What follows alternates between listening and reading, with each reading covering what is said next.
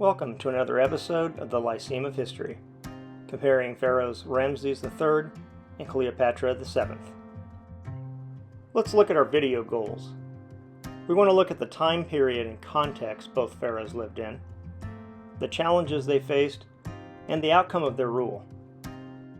First, let's start off with the historical background. Rameses III came to power towards the end of the height of the New Kingdom's power.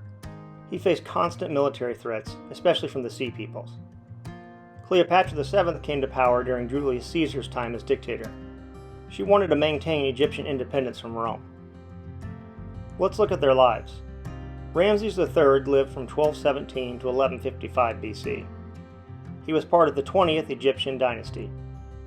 Cleopatra, on the other hand, lived from 69 to August 30th, 30 BC. She was part of the Ptolemaic dynasty of Egypt. Each pharaoh had a different rise to power. Rameses III reigned from 1186 until his death in 1155. He had succeeded his father. Cleopatra became co-ruler with her brother at age 18 upon her father's death.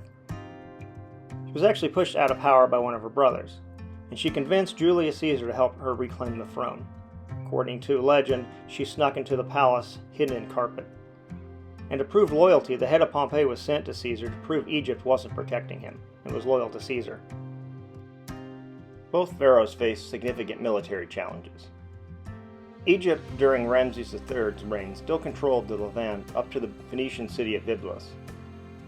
He subdued for a time tribes in the western desert in what's now Libya, but his main enemy was the Sea Peoples.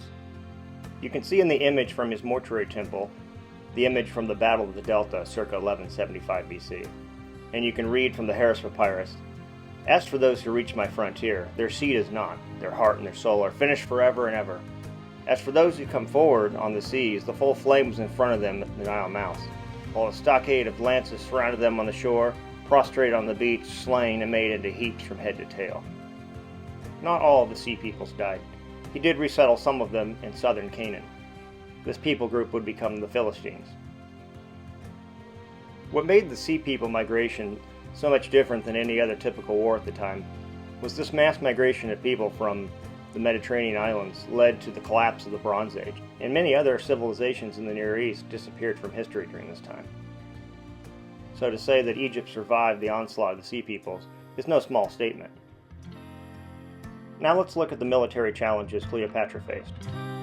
Julius Caesar had expanded the Roman Republic, mainly through his conquest of Gaul, and had spent some time in Egypt where he met Cleopatra and the two fell in love and even had a child together. Cleopatra had actually lived in Rome with Caesar for a while until Caesar's death forced her to return to Egypt. It was at this time that she sided with Mark Antony in his wars against Octavian. Caesar had actually appointed Octavian as his heir over his son with Cleopatra. Octavian was his great-nephew. When Octavian defeated Mark Antony at the Battle of Actium, he secured Egypt. When Mark Antony committed suicide, Cleopatra followed suit, and Egypt became a province of Rome. And it was the end of the pharaohs. Both pharaohs did not die of natural causes. In fact, in 2012, researchers announced that a CT scan revealed that there was a knife wound found in Rameses III's throat, indicating that he was indeed murdered by conspirators. Even so, his son, Rameses IV, took over. He's buried in his temple in the Valley of the Kings. You can see the burial site, sarcophagus, and even his mummy in the pictures on the left. Cleopatra most likely committed suicide via poisoning. After Cleopatra's suicide, she was buried in Egypt. To summarize, both pharaohs lived during the decline of their kingdoms. Ramses during the New Kingdom, and Cleopatra during the Ptolemaic dynasty. Both faced military challenges at home and abroad. Both faced conspiracies in their lives. The New Kingdom, though, didn't end until around 1077 BC, with the beginning of the Third Intermediate Period. Cleopatra, however, was the last pharaoh of Egypt when the Ptolemaic dynasty ended. Thank you so much for watching this video from the Lyceum of History. If you liked it, please give it a thumbs up, and consider subscribing for more videos from the Lyceum of History.